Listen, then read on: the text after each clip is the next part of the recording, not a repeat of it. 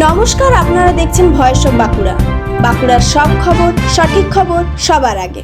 Iran ইসরায়েলের যুদ্ধের প্রভাব এবার সরাসরি আপনার রান্নাঘরে। এলপিজি গ্যাসের দাম বাড়ার পাশাপাশি বদলে গেল সিলিন্ডার বুকিং এর নিয়মও। না জানলে সমস্যায় পড়তে পারেন আপনিও।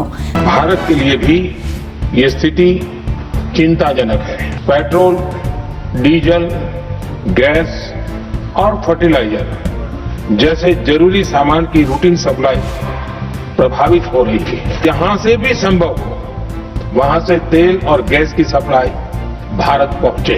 बीते 11 वर्षों में 53 लाख मीट्रिक टन से अधिक का स्ट्रेटेजिक पेट्रोलियम रिजर्व भी डेवलप किया गया है और 65 लाख मीट्रिक टन से अधिक के रिजर्व की व्यवस्था पर देश काम कर रहा है। भारत के पास क्रूड ऑयल के पर्याप्त स्टोरेज के और निरंतर सप्लाई की व्यवस्थाएं हैं। বিশ্বজুড়ে জ্বালানির পরিস্থিতি পরিবর্তনের প্রভাব পড়েছে ভারতেও, যে কারণে কেন্দ্রীয় সরকার এলপিজি গ্যাসের দাম বাড়ানোর পাশাপাশি বুকিং এর নিয়মেও বড় পরিবর্তন এনেছে।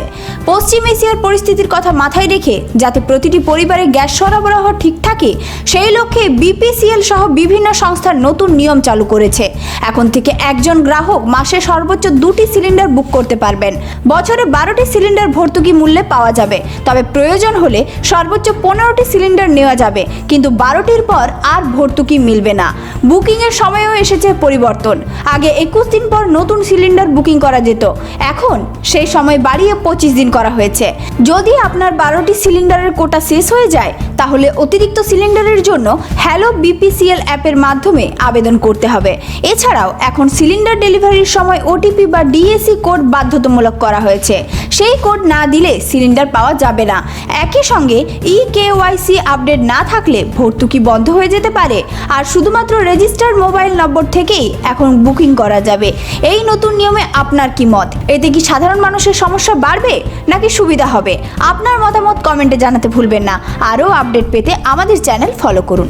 এই ধরনের গুরুত্বপূর্ণ খবর সবার আগে পেতে আমাদের চ্যানেলটি সাবস্ক্রাইব করুন আর ভিডিওটি শেয়ার করতে ভুলবেন না। আপনার মতামত কমেন্টে জানান আর লাইক শেয়ার করে ভয়েস অফ বাঁকুড়ার পাশে থাকুন।